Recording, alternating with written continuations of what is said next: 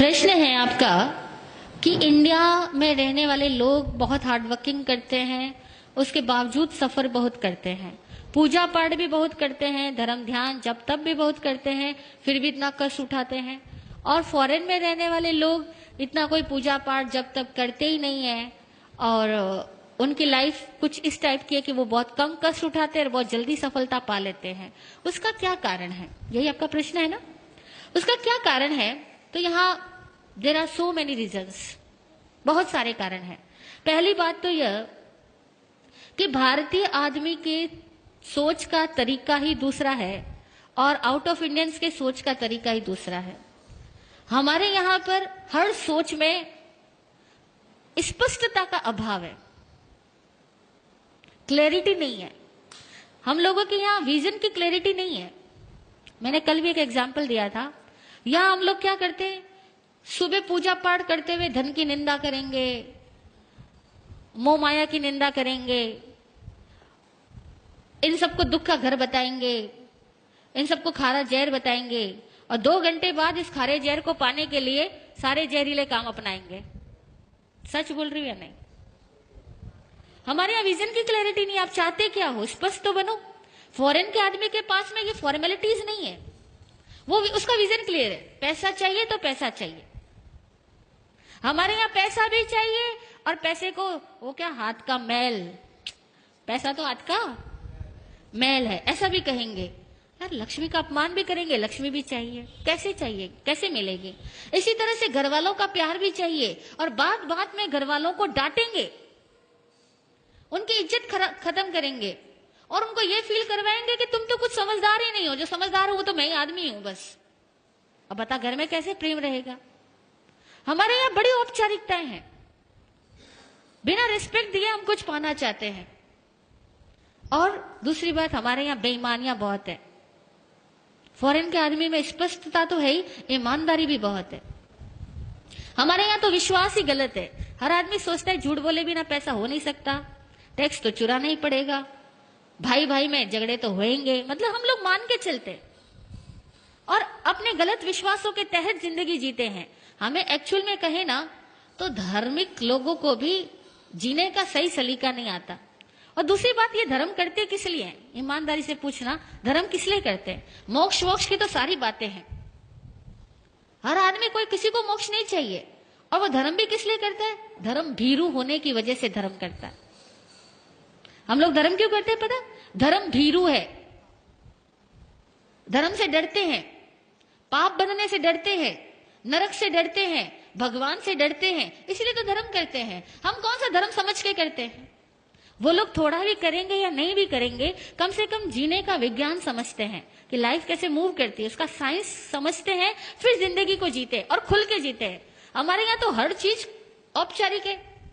भूख लगी होगी ना, तब भी कोई कह भी देना कि खाना खा लो तो कहेंगे नहीं नहीं पेट भरा हुआ, अभी घर से खा के आया। हाँ, नहीं बोलते? किसी के घर चले जाओ आप लोग और सामने वाला बोले कि खाना खा लो और आपको भूख भी लगी है, तभी कहोगे नहीं नहीं जी भूख बिल्कुल नहीं, अरे भाभी जी कष्ट मत करो, मैं तो घर से खा करके आया हूं। और सपोज वो दोबारा तिबारा कहेगा ना तो खा लोगे। खाओगे या नहीं खाओगे? कहने का मतलब यह हुआ कि हमारे यहाँ पर धर्म के नाम पर भी डर चलता है, रिश्वतखोरी चलती है, क्योंकि हम तो भगवान को साफ साफ रिश्वत देके आते हैं। देते या नहीं देते? मंदिरों में जाते हैं, साफ रिश्वत देते हैं, भगवान मेरा ये काम कर देना, मैं ये चढ़ा दूंगा। और पहले चढ़ा करके बाद में चढ़ाने का वायदा करके भगवान से अपने इच्छाओं की पूर्ति चाहते हैं। बड़े अवैज्ञानिक तरीके से हम लोग भक्ति करते हैं, अवैज्ञानिक तरीकों से धार्मिक क्रियाएं करते हैं, क्योंकि धर्म को हम समझने की कोशिश भी तो नहीं करते, खाली हम रिवाजों को फॉलो करते हैं, लकीर के फकीर बने हुए हैं। तो धार्मिक होने से, पूजा पाठ जब तब कर देने से कुछ नहीं होता। और अक्सर देखा जाए तो ज्यादा जाप वही करता है जो ज्यादा डरपोक होता है, ज्यादा लालची होता है, जिसको लगता है जितना ज्यादा जाप करूंगा मेरा धन उतना ही ज्यादा बढ़ेगा, मेरी सुरक्षा उतनी ज्यादा बढ़ेगी। अक्सर लोग इसी वजह से जब तब ज्यादा करते हैं और इसलिए करते हैं कि थोड़ा भगवान खुश रहेगा तो मैं जितने पाप कर रहा हूं ना उसका फल मुझे कम देगा। हकीकत है, हम इंडियंस लोगों की सोच ही बड़ी अजीबोगरीब है। इसीलिए हम लोगों का जब तक सब देखा जाए ना तो बड़ा स्किन डीप भी नहीं होता। जरा सा कुछ घटना चेंज होगी ना, सब छूट जाने वाला है। कुछ घर में एक प्रतिकूलता आ गई तो कहोगे हे भगवान, हे कन्हैया, तेरे से तो मेरा विश्वास ही हट गया, तू मेरा कुछ भला नहीं करता। हम भगवान को भी सीधा तिरस्कृत करके आ जाएंगे, तूने मेरा क्या किया, मैंने इतने सालों तक तेरी पूजा की, तूने मेरा किया तो किया क्या। हम लोग कहाँ भक्ति करते हैं। भक्ति कोई हृदय की होती है। और भक्ति ज्ञान से आए, भक्ति प्रेम से आए तो ये सवाल ही नहीं पैदा होगा। और दूसरी बात, इंडियंस लोग सफर इसलिए करते हैं क्योंकि यहाँ बहुत बड़ा तंत्र खराब है। केवल एक आध आदमी खराब नहीं है, पूरा सर्कल ही डिस्टर्ब है, पूरी व्यवस्थाएं खराब है, व्यवस्थाएं विकृत है, एक तंत्र खराब है।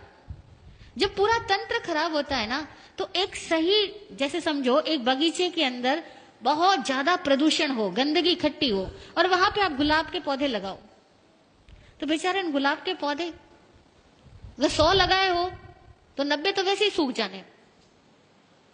वो गंदगी उनको पनपने नहीं देगी, खिलने ही नहीं देगी। और 10 लग भी गए तो उनकी खुशबू नहीं फैलने देगी, क्योंकि 100 गंदगी के ढेर और 10 गुलाब के फूल रख दो तो खुशबू आएगी या बदबू आएगी। तो हमारी इंडिया में तो प्रॉब्लम यह है कि 100 तो गंदगी के ढेर लगे हैं और 10 गुलाब के फूल हैं।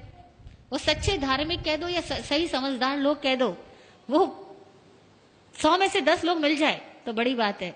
बाकी के सारे लोग केवल एक भेड़ चाल में अपनी जिंदगी पूरी करते हैं। इसीलिए इस इंडिया में तंत्र बिगड़ा हुआ होने की वजह से बहुत चीजें बिगड़ी हुई है।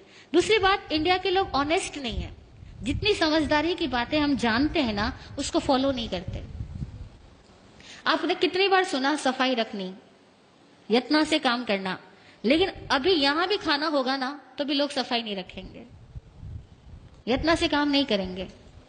कितनी बार सुना होगा अपना काम खुद करना। बच्चों को हम कहते हैं अपना काम खुद करना, लेकिन आप इतने बड़े हो गए, आप भी यहां से जाओगे ना, कोई लोग ये नहीं सोचेगा कि कुर्सी का ढेर पड़ा, अपनी कुर्सी उठा के उसी पे रखूं। हर आदमी कुर्सी छोड़ के ही जाएगा। और मैं इतनी बार यहाँ कह चुकी हूं, लेकिन मैं रोज देख रही हूं कि यहाँ कोई 1 या 2 आदमी मुश्किल से होता है जो अपनी कुर्सी व्यवस्थित रख के जाता है, बाकी सब ऐसे ही छोड़ के जाते हैं। We are not honest. यहाँ लिखा हुआ जूते वहां खोलना, ये हर बार बाहर बैठे हुए आदमी को कहना पड़ता है कि जूते वहां खोलो, आंटी जी यहाँ मत खोलो। क्यों? मतलब छोटी मोटी बातें भी, मैनर्स की बातें भी हमारे पास में नहीं है, क्योंकि हम सारे लोग स्वच्छंदी है। शास्त्र में एक वर्ड आता है स्वच्छंदी, मनमानी करने वाला। हम सारे लोग इस तरह के हैं। हम सब अपनी मनमानी से जीना चाहते हैं। हमें डिसिप्लिन पसंद नहीं है, और कोई दूसरा हमें डिसिप्लिन में रहने को कह दे, उस आदमी से तो मुंह चिढ़ा लेते हैं। उस आदमी से तो अपनी दूरियां बनाना शुरू कर देते हैं, क्योंकि इसने मुझे कैसे कह दिया। हम वहां जाना ही बंद कर देंगे। ईमानदारी की बात है, ये हम साधु इसलिए आप हमें माफ कर रहे हो, बाकी कोई और आदमी आकर के आपको कुछ कह देना, अनुशासन के नियम यहाँ पर, आप कहोगे इस जगह जाना ही नहीं दोबारा। सच है। इसीलिए आसान नहीं है। इंडियंस लोगों को अपने आप को पहले ईमानदार बनाना होगा, अपनी सोच को वैज्ञानिक बनाना होगा, और अपने हर कार्य को सही तरीके से करने की कला सीखनी होगी। तब कहीं जाकर के इंडिया फॉरेन कंट्रीज के लोगों की तरह एक सुलझी हुई जिंदगी जी पाएगा।